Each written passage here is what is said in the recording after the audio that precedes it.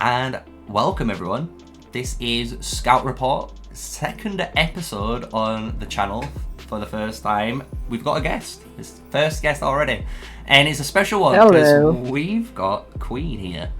And we're gonna let Queen introduce herself and all that shebang. But today's Scout Report is gonna be a very fun one. We've got, I think, a really cool crossover topic because, as all you guys know, Scout Report is trying to be the #1 community podcast about Call of Dragons, where we talk about anything which is the patch, game, alliances, and maybe stuff that, like we say, can cross over. So I hope you guys enjoy this podcast. That's the intro out of the way, and let's just go straight into things. So Queen, welcome hey, to the podcast. Hi. Hi, thanks.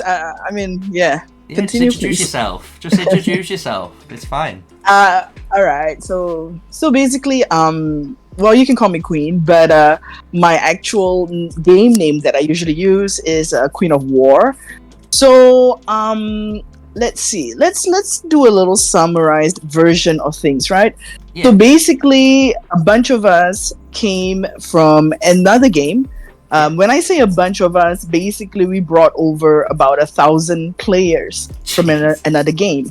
Right. Yeah, I mean, whether those players are actually still staying or playing with us, I think I would say about 60 to 70% are still with us here we are now in season 1+, but initially we brought over about 1,000 people. So we started this project. I would call it a project then, right? It's interesting because this project is a collaboration between two different YouTube content creators as well, and they are pretty established and well known in the previous game. So this game I'm talking about is actually State of Survival.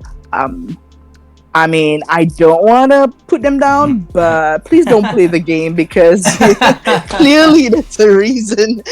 Yeah, we'll go more into that later, which is going to be fun. Yeah. I can't wait to get. I mean, that is going to be really fun. I mean, I would love to go into that about like the differences and the similarities with this game, so so people can have a better gauge of stuff. But anyway, so so a bunch of us came together. I mean, we kind of know each other because we've run Discord servers in the game. So basically, I'm one of the owners of this other Discord server. It's known as a Kratos team, and there's about like 15,000 followers in that server. And then Catzilla is and Wacko Rash, so they are all content creators as well. They also have their own Discord servers in the previous game. And then we also brought in other people who are part of what we call the founders team. So we have this lady who also runs the Discord for ZoD. For Zoo of Dragons, basically, that's our family name. Her name is Sam. And so all together, we came together for this project because we kind of just sick and tired of the State of Survival. So a little background is that me, Catzilla, Wacko, we're friends. I mean, we eventually, you just know each other eventually in the community, right? Yeah. So we... Correct. And then we became friends, and so we fought each other a lot. At least me and Catzilla, we fought each other a lot in game, right, we have a lot of reservoir leaks. I mean, it has not come to Call of Dragon yet, but I hope it will because I love that kind of like cross server matches.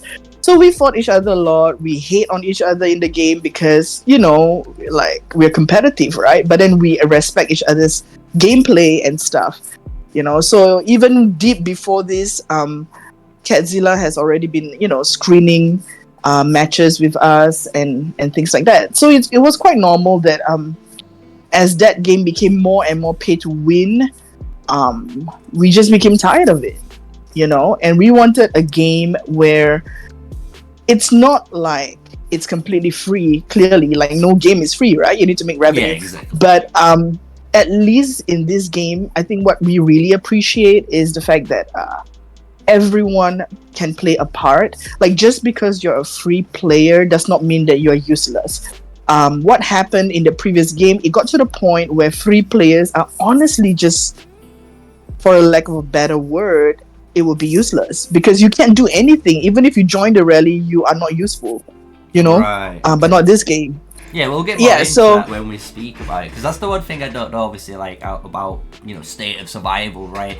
Because I've not honestly played that game itself, so I don't understand like technically how the rally mechanics work and stuff. So like, we can obviously go into that when we get. Yeah. So right. Okay. So sorry.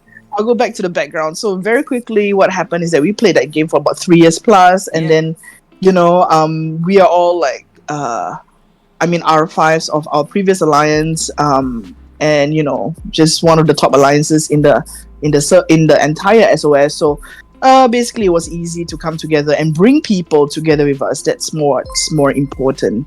And here we are. There we are, and then we're at the current time. So.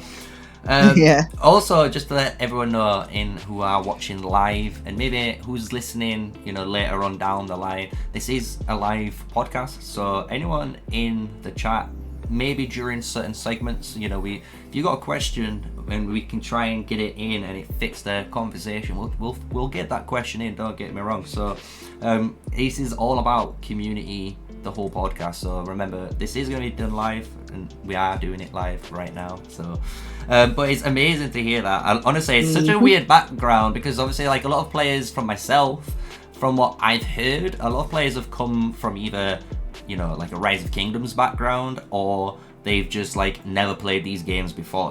It's kind of weird where I've had like either the ex old vet guard, such as myself, because I played Rise of Kingdoms originally and then moved over, but then you get those other players that just don't play these type of games. But then you've got you guys that are just like, do you know what, we don't like the current state of the game we were playing in, so you all banded together and started a new journey. So and I think that's actually going to be a really interesting story, which I wanted now to expand into, right? Because when you talk about this state of survival, when you guys first were like, especially talking to me, because I know I did get approached for like the initial project, but obviously at the time, as you can tell, with my main account, it's a little bit hard to get the timings right, so I can like manage 2 accounts. But it's interesting to see that you guys all came from State of Survival, right? So I want to basically ask about like why, right? Because I know... Sorry, cutting off a little bit. Oh, I do apologize. I basically want to ask why you left State of Survival. I can't really hear you right now. Oh. And let me see. This is the cool thing about live podcasts, guys. Can you guys see me in the chat? Now I can hear you. Are you good? We're all good. Oh, sweet. Yeah, so, we're all good. We do apologize for that. But the main question is basically, from State of Survival, obviously you guys told me about the spending increase. And when you actually told me how much you guys had to spend roughly, even weekly, it's kind of ludicrous when you think about it. You want to hear this? This is going to be fun. Oh, wait. So, let me get what I want to do is pass it over to you. I want you to basically tell the chat and tell the guys, like, look, this was State of Survival, and this is like the reasoning why we left, right? It could have been the spending reasons, the reasons like you said, the free-to-play is being useless. Maybe you can explain why, because obviously I don't know why in a rally why those players are technically useless unless it's actual individual power or does contribute to the rally instead of technically hiding behind the T5 like they do in Call of Dragons. So I'll pass it on to you. What basically State of Survival? Let me know why it basically broke you guys. So let's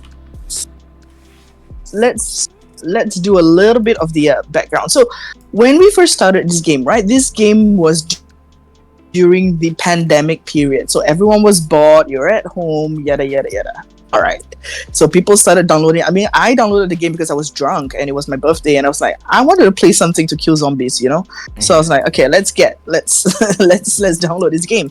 So then I think initially it was fine. It started off, the first year was an amount of spending that you need to do, but when I say that, I'm just referring to people who want to stay as the top rally leaders in their in their state, or in here you call it server, right? Mm-hmm. So in that game, it's very heavy rally driven. Like everything you rally, this building you rally, it's very hard to. You can never like solo a building unless like I don't know. Yeah, it's quite hard. Yeah. So everything's very dependent on rally leads. Like on like it got. It's like without the rally leads, basically the event is done. Like nobody could actually do anything if the rally leads are not around, because you just can't take a building.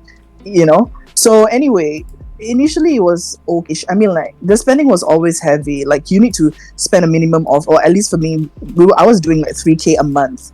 I will put that to like if you compare it to USD, it will be 2.5 USD a month. Okay, so that's fine. I mean, I was still okay with it, whatever. And then as it got worse and worse, as it progresses, the rally leads. So they release this like it got to the, and the thing is, even though you are the top rally lead, okay, you've been spending 3K a month.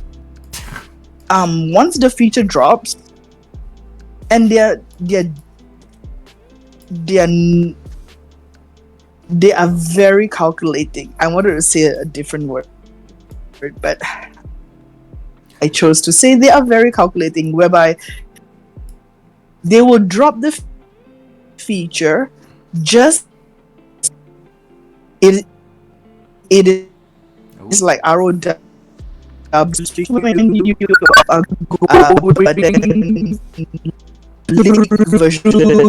second there. I think you're having a connection issue, Queen.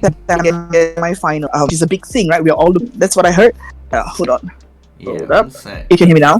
Yeah, we're good. I think it was just, I don't know, chat, was it just me, or did it all go a bit crazy for you? Because it sounded like you went on, it was fine, and then next minute it sounded like R2D2 came out of existence. Right, so right. It was really, it was a fun and interesting transition. But from what I got though, from what you said so far, just so you understand where we are at in the chat, basically the State of Survival game became basically this way where the rally lead, in order to maintain being a rally lead, you were required to spend 3 to 5K a month, and that's just like the bare minimal.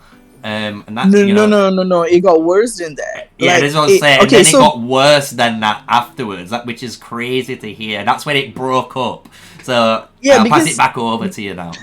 Yeah, because the thing is, they would release features, right? And these features are so overpowered, and these features are released like when you are fighting the what is that? The leaks, the reservoir leaks. Also, reservoir leak is a little bit like ROW, but really servers versus servers kind of thing.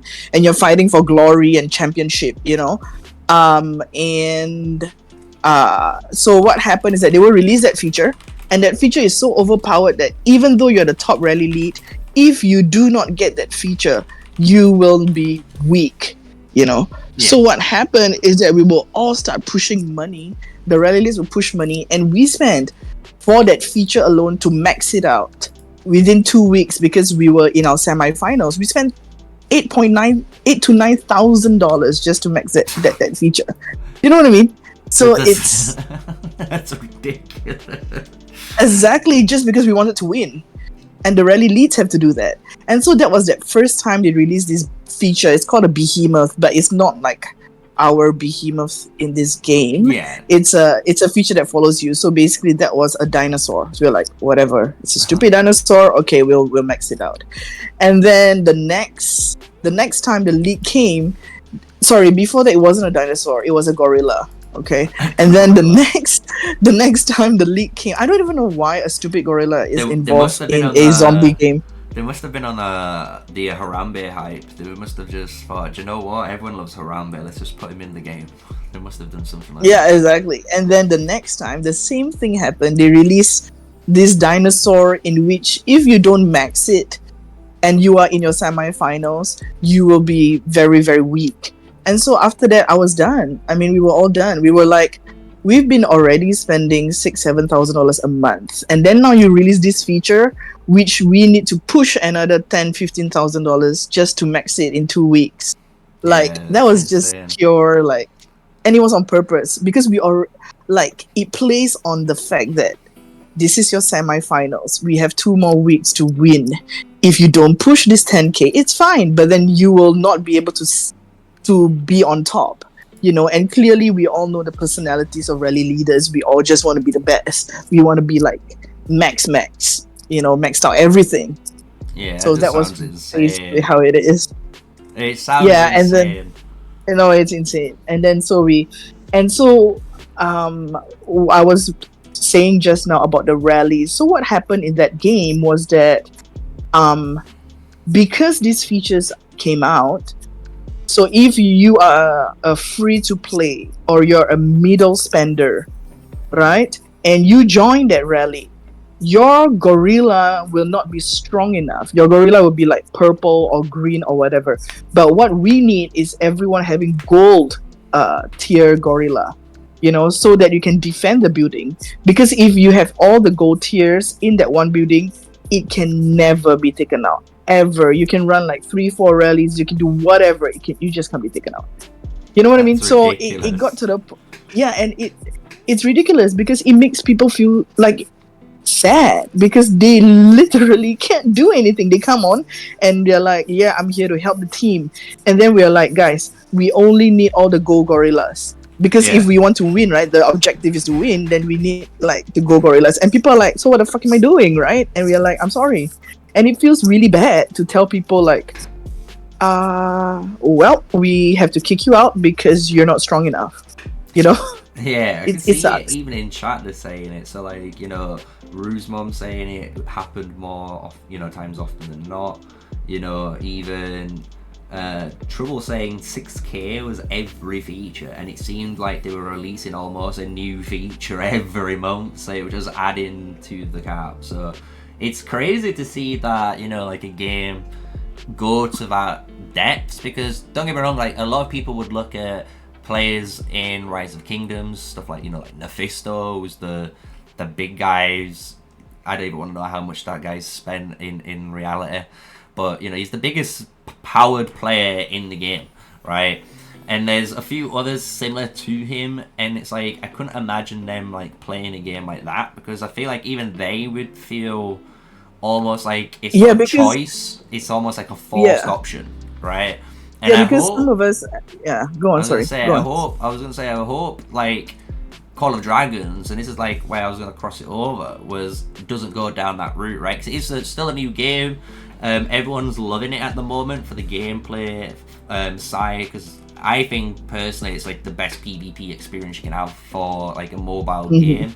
The behemoth sides I love, especially like trying to hunt for the elite behemoth raids, and especially when you got like a new season and maybe like there's 4 or 5 alliances trying to try and kill the giant bear, and you kill it first and you got the bragging rights. It's just like all that type of stuff makes the game, and I don't want this game personally to be like spoiled by the same greed that State of Survival has, right? Because that's the So one thing that could go wrong. that's the part that I want to like kind of address, right? Why we chose Call of Dragon.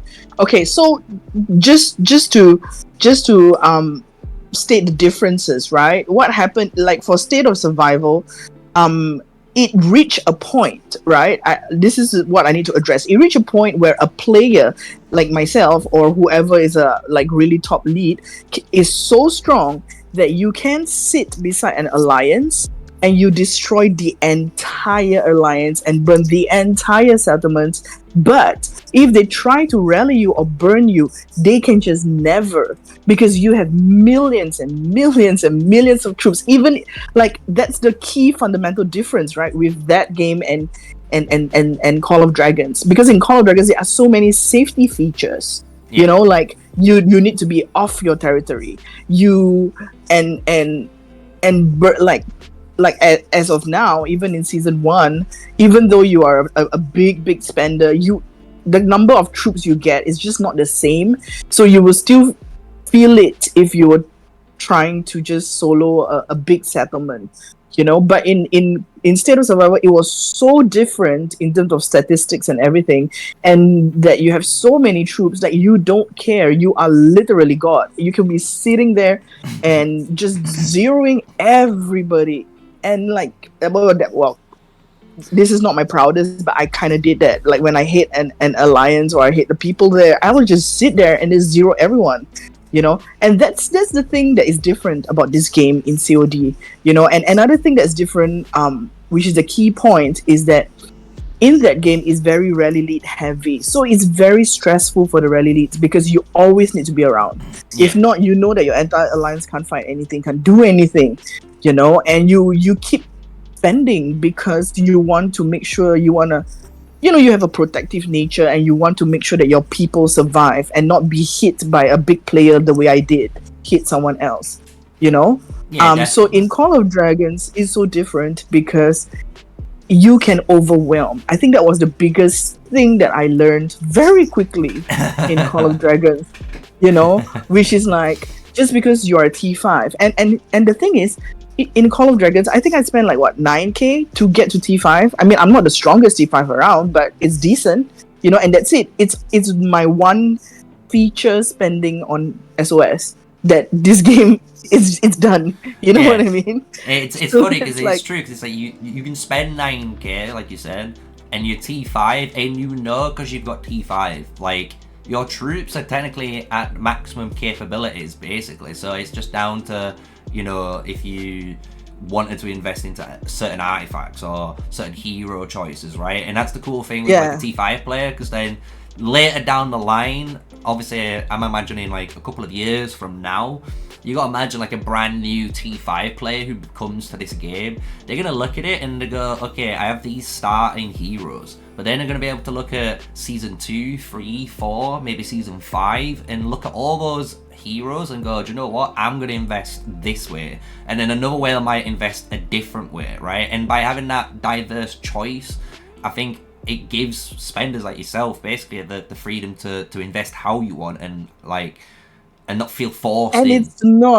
It's not stressful because it's not like okay, we chose Call of Dragons because we were looking at Rise of Kingdoms, right? And then we were looking at it, and we know that Call of Dragons is by the same people, and Rise of Kingdom has been around for years now, and the top tier is still a T5. It's not like there's T12 or whatever, and that's what SOS was. They had like all the way until T13, you know what I mean? And it was all in a span of 3 years. So we look at Rise of Kingdom and we're like, okay, so 3 years in, they are still at T5. They have different heroes, they have different artifacts and whatever not. But I mean, like I was telling everybody, these are still games that people make so that they can make money. So there is no way that everything is going to just be free and easy and nice. Clearly they will release features, but the question is how fast these features are going to be released, and how OP the features are to the point that it renders the previous obsolete. If that's the question, and if Call of Dragons is that way, we will not choose Call of Dragons. Like for example, war pets are out. I get it. They want to make some extra money about war pets, make something interesting. But it is not overpowered to the point that if you don't pay for these war pets, you're completely used. Like you lose your edge, in somewhere. And that's why I was like, we are still happy with Call of Dragons, and if it's going down the Rise of Kingdom route, then we will at least know that the end goal is T5. It's not like you just reach T5 and now they release T6 to 13 and you're like, are you serious? I reckon if they did that, there'd be an uproar. I think there'd be uproar if they did that, honestly, because it's one of them fundamentals in this game that has just been there. And it's like, to make a T6 unit would mean like, I don't even want to know, because for a player like myself who was like trying to get there still, just like at the last few hurdles, which is like finishing all the buildings and the last bit of like tech bits, it's still like 100 days to do this tier 3 research tech, right? And then I look at all the tech afterwards I've still got to do, which is like maxing out these 10 out of 10s and then the T5 tech on top. It's like, it's easily over a year worth of speed ups, like plus, you know, just to get my first T5 unlocked. So if they did that and made a T6 unit, you can imagine it would take like 3 years worth of speed ups to get there. It like just to get there. But so I don't think they'd ever do that just for the because it'd just be an uproar. Exactly, and that's what I'm saying. That we've talked about it, and we don't think that this game is gonna go down that route. You know, plus we like the fact that this game has a lot of safety features, which kind of annoy the shit out of me. But I understand because you must remember I come from a game where I would just hit everybody. I don't care, you know. But then this game has so much safety features, like you must be, unless the settlement is not on an alliance territory, you can't hit it. You can't go into zone 1. You know, there's so many things. There's a porting cooldown. There's no speeding up of marches. Actually, that was my most difficult thing. Like in SOS, I mean, you can tell I'm a very impatient person and aggressive. So in SOS, there's no like, let's walk for 10 minutes. I would just speed that marches using, like, you know, we call it jams here in Call of Dragons, but there we call it biocaps, and we'll speed the marches from like 10 minutes to like 5 seconds. So you see how scary it is for an enemy? Because if I hate you, I will speed my marches and just kill you in 5 seconds without you even realizing. You can't even do anything. No one can even defend your settlement because it's so fast. I remember that feature because I've played with it on Whiteout Survival, and I've played it on March of Empires. Like that's like a really old city builder game, March of Empires, and that is the same thing where it is super rally focused, but it's just like you can send a rally going, and it could say to the rally person, oh yeah, you've got 4 hours of safety, and they're like, oh, I've got 4 hours, and next minute's on the doorstep. Right, and it's just absolutely terrifying when this like rally from 4 hours just appears there in 2 seconds. Yeah, so you know, that's why. So it was pretty easy for us to kind of convince people to come over, because people were just sick and tired of the game, and we tried everything that we could to actually talk to the developers. You know, we've organized protests. Like you don't even know how many protest groups I'm in. You know, we've organized protests. We've banded a lot of the SOS servers to protest together. So the Kratos team was doing a protest. The another Ella server was also doing a protest. And these are servers, like I was telling you, like my own server like had like 15,000 people. The other server had 18,000 people. And then we have Catzilla server. Everyone was just doing protests, trying to tell the developers, dude, slow it down. It's just too much, you know. Yeah. We banded with the top players of SOS to kind of just try to get traction to slow things down. You know, we even had like no spending month, you know, but it just wasn't working. So we were like, we can't go on like this, you know. It has become like, it's sick. Yeah, I think the problem with that type of stuff is when you go into that, because it's funny because currently, I don't know, like if people are kind of tuned into gaming as well as like mobile gaming, but like there's something similar happening in another game where they've released a skin. It's just a skin, but it's something like a $40 or $50 skin. So it's like you can basically buy a AAA game or just buy this cosmetic item, right? So it's massive uproar. And they've done the same statement as you said, where they're basically standing up and not buying the cosmetic, right? But the thing is with like those stances, and I can imagine, and this is what might not have worked on your end, is like, it's good that you guys put your foot down, but if you can't get everyone to put their foot down, or like 90% to put the foot down, they just keep doing it, which is like the worst thing. So, and I'm not saying it's on you, I think it's more of the community, just like everyone as themselves. Like a lot of the people might just think, you know, oh, if I just stop spending, it's not going to change anything. Like, it's like, and it's such No, an it's easy breaking, dismissive mentality instead of just saying, "Do you know what, I'm just going to try it, and maybe it works, you know, and it might actually, you know." no. So It doesn't work because the thing is, we are dealing with type A, highly competitive people who will do whatever it takes to stay on top. And you're telling these people, don't spend for a month. Yeah. And in that month, we know that a new feature is going to be released. And you're going to go from rank 1 strongest to like rank 10. And they cannot take it. I cannot take it. I mean, when I was in that game, now I don't really care anymore. Yeah, it's the ego hits. I know. No, but yeah, it's a huge ego thing. Although I'm a woman, but I have this huge ego thing. But in COD, you know, I kind of changed that. I'm just like, whatever. I'm not gonna be that crazy anymore. But the thing is, at least for COD, while we're talking about skins, right?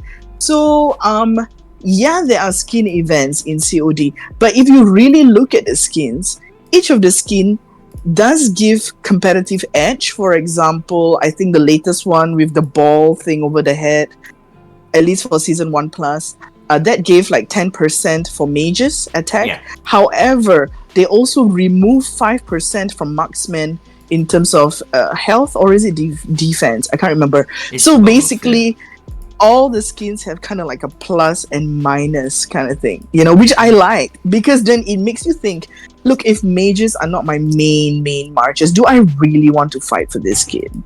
Because like for me, I'm a marksman player, so my marksmen are gonna suffer. It's not like I really use my mages unless it's a big war, you know. But like for most like events, I kind of like go with my marksman first, right? So so it makes people like decide, you know. Yeah. Like for the other game, like for in SOS, the skins don't have any disadvantages. You know, it just gives you like flat extra buff.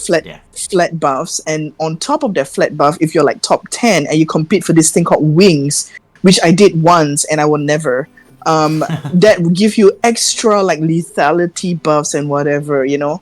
I mean, it's very pretty, the animation, don't get me wrong, but each of these skin events became like just the skin event alone, you would push 3,000 to 5,000 flat just for the skin event alone. Like if not, you will not be guaranteed top 20 or top 10, like ever, you know. And I'm like, I'm it's just crazy.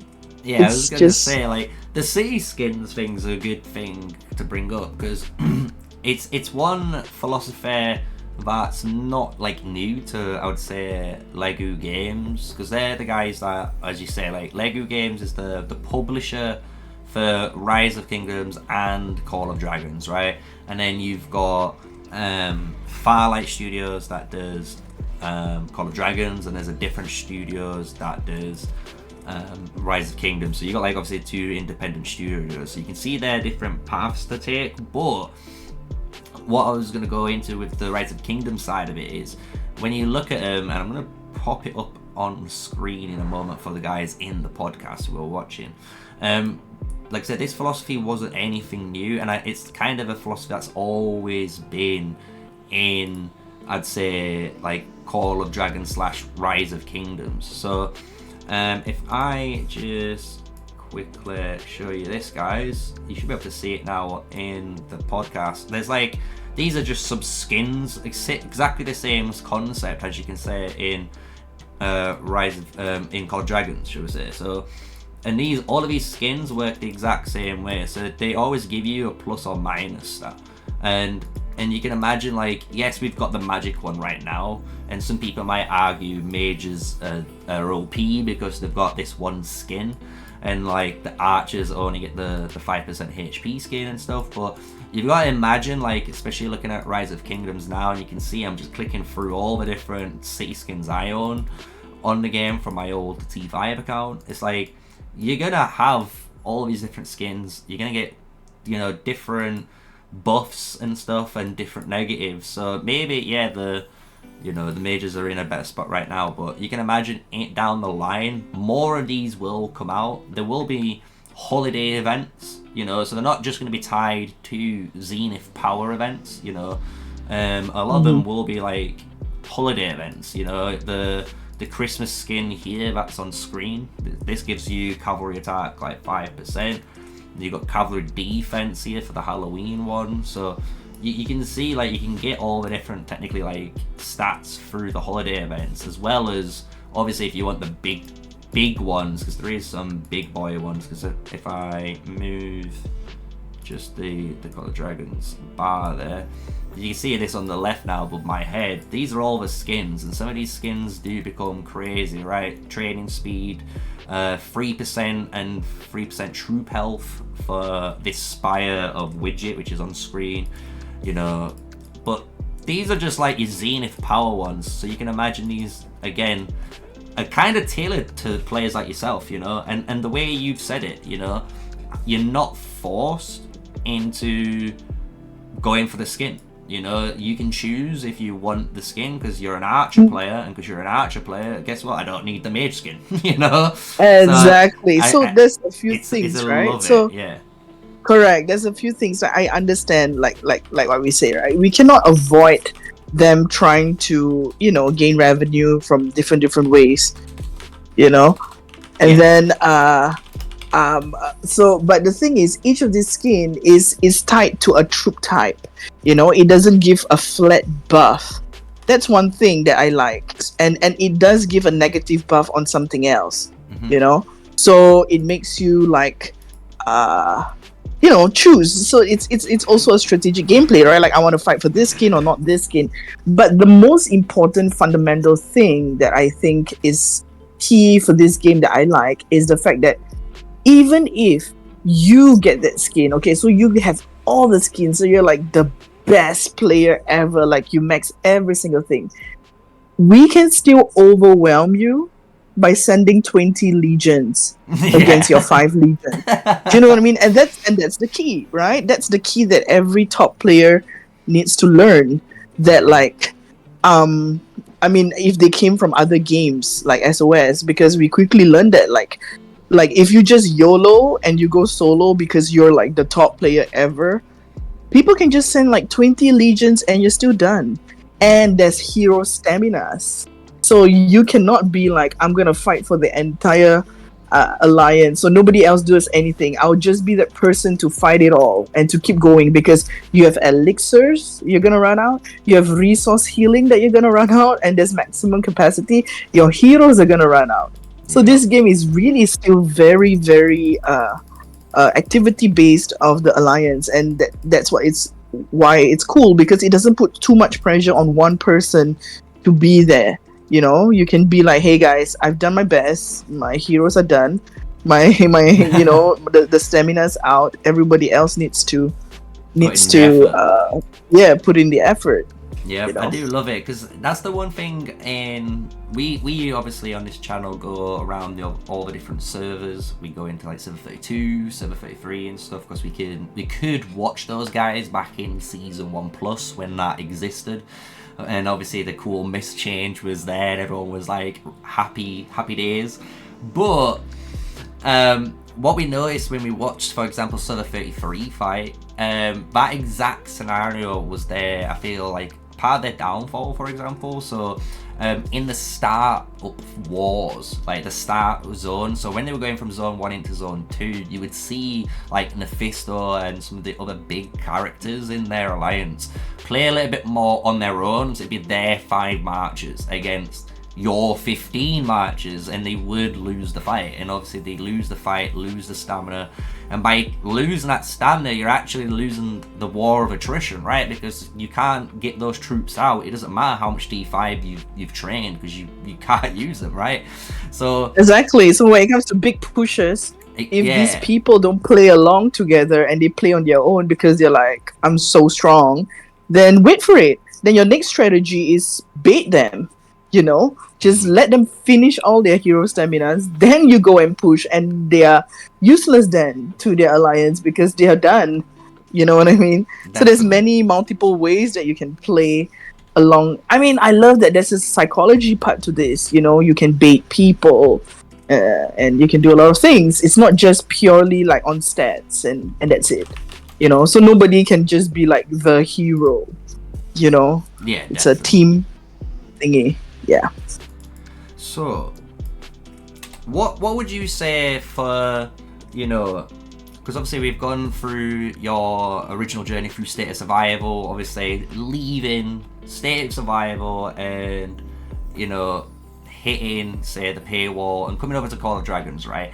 What feature would you actually like to see in Call of Dragons, right? So say like you could wave the magic wand and there'd be a feature that would be fair for, say, new players and, say free-to-play players and spenders, right? Because that's the one trick, right? That's the one trick, because I could give you this power, and I know with the power some people can become corrupt, right? But let's try and make this power fair on both sides. So say like you're going to introduce maybe a new mechanic, right? You could introduce a cool mechanic, maybe it was armor, right? And you just thought of a way of obtaining that fairly, at least like Warpets has, right? Warpets has tried to do that with its system. Yes, everyone will agree that the RNG system's not there right now. It's not perfect and it needs to be fixed, but there's hope, right? And you can see kind of the idea of what they want to do with it. So okay, so I have two, right? One is a very selfish one. Like, this one is definitely not gonna make the game fair, but I was frustrated with War Pets because you have to catch things and there's no way that you can surpass that. Like, I keep asking, is there a way that I just buy everything? Can I just buy everything? And people are like, no, you have to catch them. And it annoys the shit out of me because I'm not very patient and I don't want to do this flying around catching Pokemon shit, but again, I understand that, but okay, so if there is another feature that will make things more, which I know that they will never release because then it will affect the revenue, and that would be like a trading post. So that means people in your alliance, if they have extra stuff of things, for example, I have extra Maddie frags. I have extra, like, whatever fragments, or we don't call it fragments. What do you call this here? Tokens? Sculptures or tokens, yeah. Tokens. We're all cross city builders here. We all understand tokens, sculptures, heads. We get it, right, chat? You're all in there. We're all together in this podcast. Yeah. So, like, if there is a trading post, or there is a place where you can just dump all your free stuff that you don't want. Like, here, look, I have like 30 Medifrags, take it. And someone in your alliance who wants those Medifrags can just take it. That would be awesome. But like I said, there is no way that they're going to feature this. Another one could be RSS giving, and they don't have the limit to it. Because right now, people, like, there's a limit to the weekly thing. Because the thing is, if you spend, right, you will have so much resources. It's not funny. Like, you would have, if you open your entire backpack, it will reach up to a billion at least, or more. You know what I mean? And you're done with all the research, like every single thing, and even in wars, if you're using resource healing, there's only this much resource healing that you can do per week, per day, right? So I would love that we can have that, like, limit off that weekly resource giving. It's a hard one. I know where you're going. It's a hard one though, because the problem is, in the past, and you can imagine it's still, and it still exists even to this day, is like the bots that used to run rampant. So like back in the day, Rise of Kingdoms, you could do that. Like, there wasn't no limits. Honestly, you could have as much resource as you wanted traded between players. It was crazy, and the thing is, it did open up, honestly, the avenue for the botting that kind of exists in that game and starts to try to exist in this game now. But I know the devs are trying to, like, cut down on it. The one thing that I kind of want to say with the trading bit is, I do wish they allowed you, it sounds a bit weird, but I don't know why they don't let you trade mana. It's the hardest, like, material. Oh wow, yeah, it's the hardest thing to obtain, really. It's the hardest thing to get, and it's like, if you was going to be able to trade it between alliance members, it'd be fine. But I understand why they still don't allow it, because it's kind of like, well, if a player doesn't farm the mana, it means in reality they're not an active player, because it's kind of like an active player just naturally does that anyway. They just naturally farm mana. So I wouldn't say it does become obviously a problem over time, but it's not one where, you know, on the list to do. Let's say that on the list to do, it's not anything on the list to do generally for most players. So it would be interesting. I know they are adding, and this has been known for quite a while, right? That they are supposed to be adding player-to-player trading with the war pet system.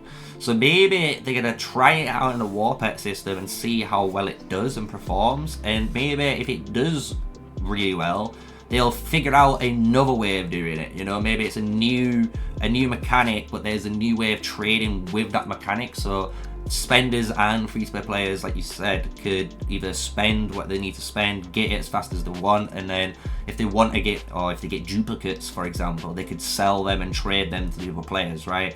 So it'd be interesting to see how the player-to-player trading system works for the war pets, because that's the one thing I've always got my eyebrows raised on, because from someone who's played different, you know, mobile games, and I know some people from the past that have played like Diablo or RuneScape. Wow. Oh my god, Diablo is, I mean, if you play Diablo right now, the one that is on mobile, please don't. People are spending 100 grand just for the items. You know, I mean, I used to play RuneScape. Echo Gaming in chat knows this, and he's told me some horror stories, and there's been horror stories on even the news. You go onto the news and there's like stories from like game esports of players spending like 200k on Diablo Immortal and not able to find anyone to play with because they're just that strong. It's like, it's insanity, right?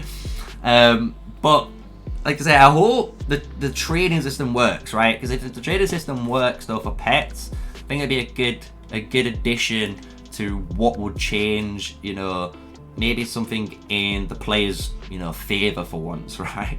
So yeah, I was going to see what chat has to say, because obviously, like I said, this is a live stream podcast. We do try to keep the podcast, as you see, contained, but we do like to try and venture out sometimes just to see what the chat is saying. So I love the obviously the joke of, you know, I'd like there be no change for at least 2 years, like adding any features or new heroes. That's obviously a joke. People know we need to add some new heroes to Call of Dragons. Yeah, that's the mages right now are kind of going to be looking at you with pitchforks like, what do you mean we don't need any new heroes, you know? So they're like on the back seat at this point, you know, the mages. So definitely need to do that, but it would be cool to see maybe some sort of trading skill feature. Like, you know, I can always go back, and the one thing coming from a Rise of Kingdoms background and obviously playing that does give me some maybe like basic insight, knowing, you know, how that game went. Maybe gives you, you know, not to say this game's going to do the same thing, but, you know, it gives you maybe a good idea of, okay, this is something from a basic foundational point, you know, maybe they take it on board, right?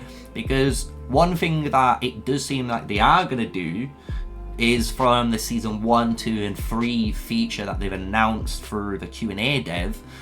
After season 3, it seems to be there's going to be a new sort of season, and this is similar to Rise of Kingdoms, where it's called the Season of Conquest. And in the Season of Conquest is when you could cross-migrate between other Season of Conquest, you know, servers. So it'd be interesting to see. That is great. Yeah, it'd be interesting to see how they do it, because the thing is with Rise of Kingdoms, though, on top of that, is there is features that you're kind of asking about. So there's a couple of features, like the I forgot what it's called. It's like the Berserker stage of like pre-KVK. So in that game, it's called Kingdom versus Kingdom, right? Instead of like a server merge or maybe state versus state in you know, State of Survival. So when you go to KVK, there's a pre-KVK stage, and in that stage, there's like times where you have to like murder as many barbarians as you can, and you get these chests. And then there's another area once you've done so many stages where you as a kingdom needs to work together to build like your kingdom's fortress, right? And to do that, you donate those extra heads. So it's like you traded in all those extra legendary sculptures and all those epic sculptures and whatever you had spare into this area, and it give you a mass amount of coins that you could spend on speed ups, legendary universal tokens, so you got the choice now to upgrade how you want, obviously like resource bundles and just different things you actually needed for your account, right? So it'd be cool, and I could imagine Call of Dragons adding something similar to that, right, where you could trade in something for a return, because you can see scrap, right, because scrap already does that already at a very base level. So it'd be interesting to see if they would add that into the future, basically. Actually, having said that, what I really hope, I think should be coming for Call of Dragons, because we're now, I mean, like, I'm talking from a Season 1 plus point of view, right? But what I really hope to happen is that we have literally what you were saying, which is servers versus servers, like you know, like server versus servers kind of event, you know, where the entire server, whoever is in your group right now, have to work together, put away their differences for that bit, and work together and fight another group of server, you know, for whatever reward and stuff like that. I mean, in the previous game we had this thing called governorship, so you know, it could be different, but it will be interesting, because right now I find that it's a lot of, you know, wars within the server group that you have, at least for Season 1 plus. It's within the server groups, and then when the war is over, the war is over, you know, and it gets really boring, and you know, we've been trying to put up events to stuff, but it would be interesting to see the dynamics where you are like enemies and you just fought a war with each other yesterday, but then this weekend is server versus server, so we kind of have to like, I mean, it definitely involves a lot more politics, dirty politics even, which I'm into really, but it'll be fun to see the dynamics, and then you're like, okay, now we have to put away our differences, let's fight this other group of server for rewards. You know? It would be interesting, because like I say, it is strange that they've basically, you know, it's weird, because in Rise of Kingdoms that's how it works, you know. So for example, where, you know, server 2, and when it goes into KVK, you are like spread out a lot more, and you get more options to do that type of strategic, like, you know, fight, compared to how this merge works, where like everyone kind of like merges together, and then at the end of the merge or after the end of the season, like players might cross migrate to each other's random servers. Yeah, like it's a bit weird how it works. Like, don't get me wrong, it's cool, but it's a different take, right? That's what we can say. It's a different take, because most games have the standard migration. I think everyone understands what a standard migration path is, where you could just migrate from server to server. So it is interesting that they tried something different, right? I'm not saying it's the best, and maybe they can kind of agree and kind of you know, going in that route where they're saying maybe server migration the way we've got it isn't right, so that's why hopefully they're hinting to that cross migration path after you've completed that 3rd season in the game. So yeah, man, I'm not gonna lie, I've enjoyed today's podcast. I don't know about you. We're gonna wrap things up though, so I want to say thank you though to Queen. Have you got anything you want to say to everyone in chat and anyone who's listening to the podcast, you know, maybe later on when we later upload it? Yeah. I mean, no, I just want to say that, you know, thanks for listening in, and I think it's great that we had this like first podcast of just explaining our background and stuff like that. I mean, it is not easy to run family alliances, that is for sure, you know, but I feel like for games like this, it's wiser to have a strong group of family alliances. I think the biggest difference in other games, at least for the games that I've played, is that previously you can just be one alliance and you take everybody, you know, you take all the strong players and you just kill off everybody, but it doesn't work in this game. You know, this game is better if you have a bunch of alliances that are equally strong and fight together. But then again, that's also the management part, which is which could be quite taxing, but it is what it is. And I'm glad that the family that we brought over, many of people are still playing, and that's what it is. No problem. Honestly, I want to say thank you to you again. Thank you to everyone in your server. Do you want to tell everyone in chat, because I know someone asked what server you were originally from, and I didn't want to steal that, a bit of fun. Right.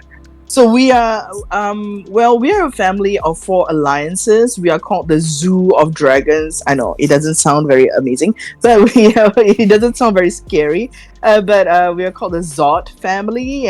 We are from server 132.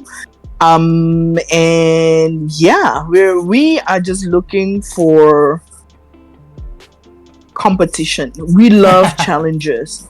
So far in our seasons that we've played, it has not been that challenging, and we are looking forward to season 2. We're looking forward to fight.